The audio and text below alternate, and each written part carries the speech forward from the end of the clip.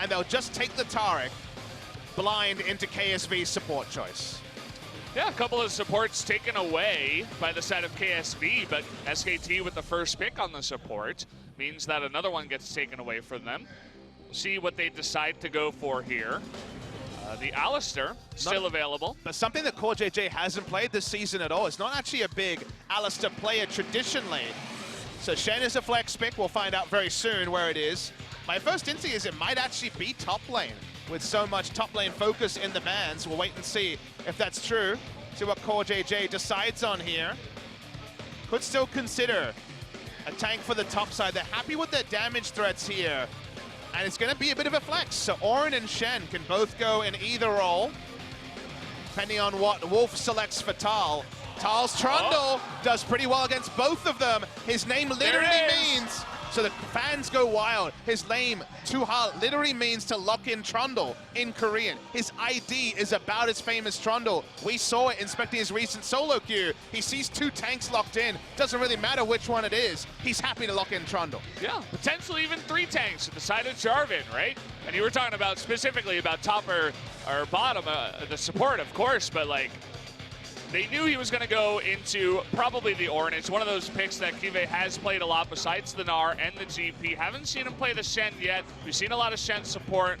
It's a really nice pick. I like it coming in here. It's another split pusher as well to go with that Cassidy. Again, 1-3-1 from SKT until Faker hits level 16, has multiple items. Then they'll just try to chase down and probably be a 4-1 with how strong Trundle is against who we now know to be the Orin in the top side. So SKT compositionally have a lot of answers. CSing, which is not very common on the Trundle pick. You have that bite on the Q. But you are going up against the early levels of Orin, which is where I think most of the trouble comes in. And you will notice that Blossom going for an early level 3 gank. Juve, pretty low on mana, won't be able to really fight back here. Nice knockup with his own terrain, but he's got a red buff Sejuani on his back here. Should be enough damage unless something totally goes awry. Who will they give the kill to is really the question. We'll go over to Blossom. First blood, nice gank early on. Yeah, very smart timing from Blossom. Good call from Tal. It's getting low. Gotta be careful with a Jarvan Zoe combination coming in, but they're looking for Faker. They actually don't even check the Rift Herald. That's gonna be easy. Uh-oh, top lane, Tal forced to flash the call of the Forge God. Will get out of there with his life. Didn't see what trades led to him falling low. Would imagine there was some turret shots thrown in. Ravenous Hydra soon to be completed. Ambition considering a turret dive. Oh boy, Tal staying under turret here. Dead. That's just gonna be a solo kill. Had Blossom nearby, but Ambition not even necessary. KSV probably want to do, but Siege is their main game plan. They're looking to turn this around. The perfect timing on the stopwatch. There it is. Now they're going to turn it around. The TP coming in. Faker trying to get onto Crown. Can he kill him? TP is going to be Shen, but another Rift Walk means that he gets away. Nice block there, actually. It looked like on a minion. Yep. Means that Blossom does not die to the Paddle Star. SKT trying too much and getting punished, trying to play 3 lanes this early into the game. KSV very close to breaking the mid lane turret. And you know their game plan is largely around Zoe Tristana, looking for the siege. SKT should be thinking, eventually this game turns us. Eventually we hit the item timings to crest the 1-3-1. Eventually is not now, as we're going to see the replay up top lane.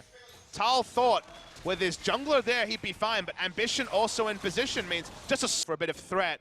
And Siege, they have incredibly powerful poke and siege around an enemy turret, whereas SKT are trying to drag KSV much wider and force it to be a 1-3-1. That will continue to be the game plan here, but Faker's ready for a fight. He's actually switched over to Ignite. Look at the damage that Ruler has taken before the fight even begins. Now Ambition in an awkward spot. Good taunt there from CoreJJ, but here it is, tracking him down. The Stand United, but he can't get him. Bang is going to take out the Jarvan here, and they're still on the chase. That combination of Ezreal Cassidy just never lets up. It was just decisive from SKT, whereas on the side of KSV, Crown was bot lane. Looking to just keep farming, thought they were still on for the 1-3-1, but we saw Faker with Ignite. We knew they wanted to make the map more narrow this time. They want to take down mid lane turret. They're actually posturing towards the Baron. Trundle can tank this forever. They're going for it. Okay, I was doubtful, but 5 members here, pretty low. Ruler also has gotten his health back. They are just going for it here. Ornn gonna come in, they're gonna rely on that Cosmic Radiance. They're still onto the Baron. They just want to take it out with a smite. There it is. Of course, no ambition. Now they're turning, looking for more. Ruler forced out of the fight. Faker still on the chase. The rest of them taking out everyone else. The stopwatch is gonna come in and Faker gets stunked. But is it gonna matter here? Juve trying to do his best to solo them up. They actually trade a kill here onto the Taric. Ambition thinking about the chase, but they cannot do it up and they want to engage onto this Infernal Drake. They don't want to give anything away to KSV. Unfortunately, they will have to, as Tal with that TP does not get the top turret. Tal's teleports have left a bit to be desired, it's worth noting. Famously not teleporting onto the Bloblets when he was playing Nasus. That one was bizarre. Clearly there was a decisive call of contest the Infernal, but they wanted to know it was already so low. It's a great decision made here. The enemy smite is dead. The trade damage doesn't matter because Trundle can tank it for days, and the Taric also good for sustain and the Cosmic Radiance. No one gets low enough here for this to be a big factor. People do end up going, I believe Faker does die on the back end. We missed this one. But this gets turned on, Ambition in position. Nice stopwatch from Ruler. But they answer here with a single kill onto Juve, but on in this time from Tal, looking for the steal, but he cannot get it. The smite will mean the second Infernal for KSV, but they're on the chase. But Cosmic Radiance, they want to get someone on the back end and potentially get Baron, but a 4-man knockoff, and there is the Cataclysm. Faker, though, going on in, has that stopwatch, and in the back line, it looks like Ambition almost going to go down. Faker nearly takes him out. There it is, Blossom getting him with the Glacial Prison, and finally, doing what they do best, chasing them down is SKT. They're gonna get one more, make that a second. Juve under turret. Faker still wants to get another, but it'll be 3 in the trade for the Infernal Drake for SKT. So much aggression there between two turrets. They still don't have the mid lane outer turret down. Bang almost died to the last shot from the damn mid lane outer turret, but they get the kills, they peel away. Another Infernal to KSV. But does SKT care? Because the second Baron's up, why not rush it down? Might as well. Faker returns to split pushing and just to zoning here. He wants to get away from that Tristana that is still scary. Crown thinking about the one-shots, hits Tal, not the target he wanted, unfortunately, and that means that the Baron will be taken here by SKT. The first Baron allowed them to stabilize, allowed them to hit level 16 without any true threat. The second Baron should be a lot more important. We're going to see the replay. Faker spends most of this just chasing down Ambition, who only ults right towards the tail end. Juve hits a 3-man or an ultimate, and they think about re-engage. But Ruler needs to be free hitting the entire time. Faker's role is to zone away Ruler after first being on Ambition. Ruler does not get any auto attacks off.